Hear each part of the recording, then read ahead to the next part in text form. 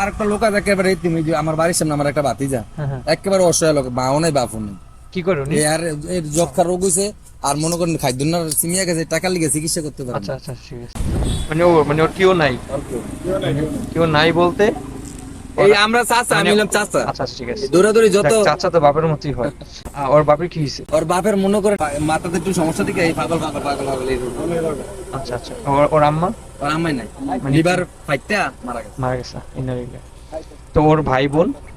ভাই বোন কেউ নেই। হ্যাঁ, মানে ওর এখন সমস্যাটা কি চলতেছে? এর হলো মনে করেন খাদ্যনার সিমিয়া গেছে, হ্যাঁ।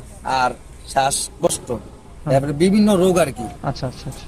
দুনিয়াতে কেউ নেই ভাই। আর আমরা হইলাম কৃষি কাজ করি ভাই, কয়টা রুজি করুন, কয়টা খাবো ভাই। এতটুকু যে বাঁচিয়ে আনছেন বা আল্লাহ তো হায়াত রাখছে, ওই কারণে হয়তো আপনাদের উচিলা আপনার ওর বাঁচিয়ে রাখছে আল্লাহ। আপনি বলছেন আমি ওর পাশে আছি, থাকবো ইনশাল্লাহ সবসময়, ঠিক আছে? ধরো ভাইয়া তুমি এখান থেকে একটা কাগজ টিকিট উঠা বিসমিল্লাহ করে একটা টিকিট।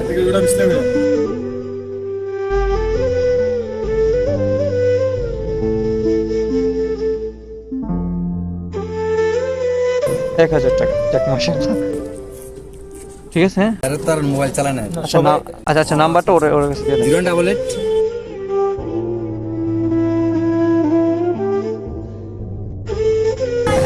নাম সেভ হয়ে গেছে। আচ্ছা ঠিক আছে, আমরা চলে যাই আজকে, হ্যাঁ? আচ্ছা ভাই, ঠিক আছে, কষ্ট লাগে। আচ্ছা চলে যাই, আল্লাহ হাফেজ।